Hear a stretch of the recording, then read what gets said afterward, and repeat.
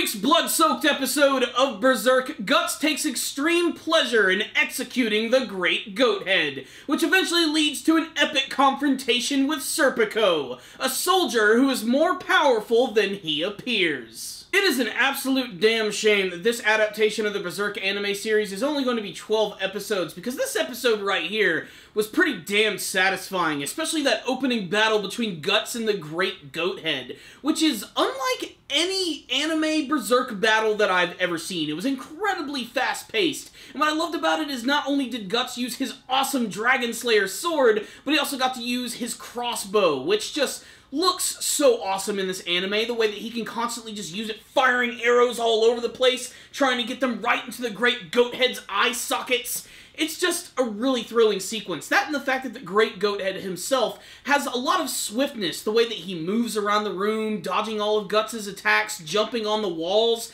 It's just one of the most fast-paced Berserk battles that I've ever seen, and seeing it in anime form is really damn thrilling. But the way Guts actually kills this thing is just beyond satisfying as hell, because he actually takes out one of those bombs that was given to him by Rickert. He throws it right into the goat's face, which then explodes, completely just disfiguring it, making it look all nasty and bubbly, and all the blood and shit is just squirting out of it. And then Guts just finally finishes him off with one big swing of his sword as it comes down, decapitating the Demon Apostle. Despite the fact that this Berserk adaptation has been very divisive amongst the fans, I think we can all agree, at least the scenes where Guts is fighting against demons all look pretty damn explosive and awesome, and this was a great demonstration of that. But while Guts was fighting against this creature, you had Casca and Nina and Isidro, who were desperately trying to escape from the Holy Iron Chain Knights, who are basically just planning to kill everyone. And this scene is really important because, again, it's just showing how twisted and messed up Farnese is, and Farnese is basically just kind of a bitch in this episode. She really got under my skin. The fact that she herself doesn't really do anything. She just orders her soldiers to do all of the work for her, and when they can't get something right, she beats the ever-living shit out of them and even seems to get a small amount of pleasure out of that. And I just didn't care for Farnese in this episode. But then you have the character of Serpico, who managed to get ahead of Guts as he's trying to capture him, as he's trying to escape and go after Casca and the other members of the group. And he smartly manages to trick Guts when they're on the side of this cliff, which is incredibly narrow, which is really bad for Guts, because one, he's absolutely massive. He's like a giant freaking NFL player covered in armor with a massive sword. And because of this, he does not have any maneuverability against Serpico, who is much smaller and a much quicker fighter. Very similar to Griffith in many respects, especially when you see some of the shit that he's capable of in this episode. So basically he's using his terrain to get the best of Guts in this episode right here, where he's just hitting him with a flurry of sword attacks, and even going as far as to using Guts' own weapons against him, actually taking one of his bombs out and throwing it right at him. I especially loved the scene, however, when Guts actually catches his sword with his bare hand, and Serpico tries to pull the sword away, but Guts is not letting go of that at all, and he uses his prosthetic arm to actually break his sword, but Serpico manages to just literally swing around from under his feet on this cliffside and make a quick escape. Serpico is such a really fun character too. He's such a sly fox, and I can't wait to see more of him in this adaptation. I'm really hoping we could have seen more, but if we're only going to get 12 episodes, let's just take what we can get. The rest of the episode, you have Casca and Nina. They've been outed by that old dude by the name of Joachim, and they've all been captured by the Holy Iron Chain Knights, which means it's torture time! Nina and Casca are taken to the Tower of Conviction, and Nina's getting ready to be thrown through the ringer thanks to Mozgus and his creepy torturers. But the thing that's sort of tying everything in this episode together is the appearance of this very creepy apostle, which takes the shape of an egg, or a Crimson Behelit, which is the secret item that you need in order to activate the Eclipse in this series. Basically, it's what you need. It's your key to becoming a super powerful demon.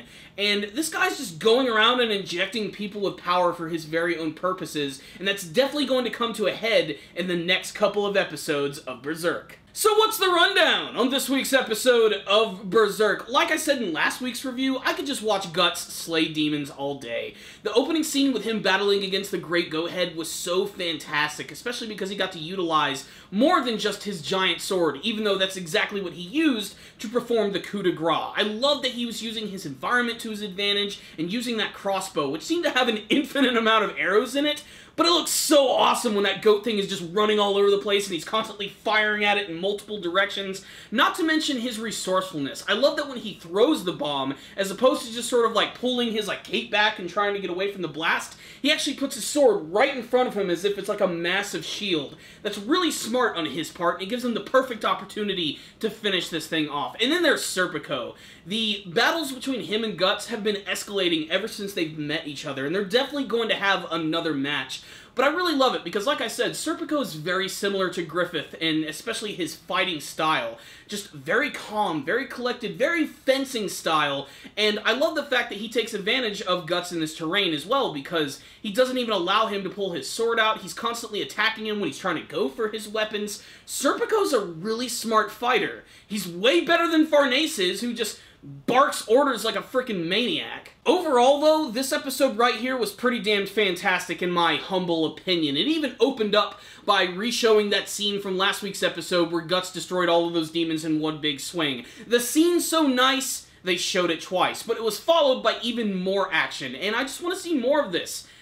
I just want to see Guts slaying demons for like 100 episodes. They always manage to make it look so awesome. And this episode was sort of like a really good preview to what the Berserk series could be like. And despite the fact that they still are using a heavy amount of CGI, it's starting to slowly become more appealing to the eye as well. A lot of that having to do with the fact that they're using a little bit more traditional animation combined with the CG animation, which makes it a lot easier to take.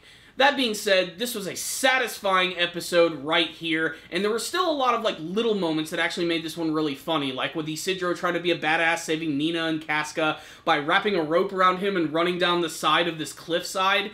Just really funny and over the top. He is such a great comedic character. Him combined with Puck as well. There's a lot of little scenes that you might actually miss with Puck, like when Casca is constantly trying to capture him or suck on him. It's really funny looking, especially the reactions from Puck as well. It's moments like that combined with all the crazy super dark action that make this a really good adaptation and something that all Berserk fans should definitely check out. I loved this episode, and if you're a Berserk fan, you should definitely check this one out. We only have a couple more episodes to go in this season, and despite the fact that they haven't announced anything, I'm still holding out hope that we're going to see more of this in the future.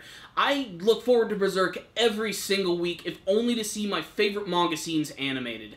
So there it is, another pretty good episode of Berserk. If you didn't like the other episodes, you're probably not going to like this one, but if you're willing to give it a chance, watch it. You might see something you like. I'm going to give this episode right here a 4 out of 5. Check it out, Berserk fans! But before you guys leave, if any of you did watch this week's episode, make sure to tell me what you thought about it in the comments section below. What did you think about Guts' battle against the Great Goathead and Serpico? And what do you want to see from the rest of this 12-episode series of Berserk? Thank you all so much for watching this review. If you guys would like to help support Super Kami Guru 9000, one of the easiest ways to do that is to simply like this video, share it with your friends, and best of all, subscribe to the channel, because we have lots of kick-ass content. Thank you guys again for watching, and as always, stay dandy, baby!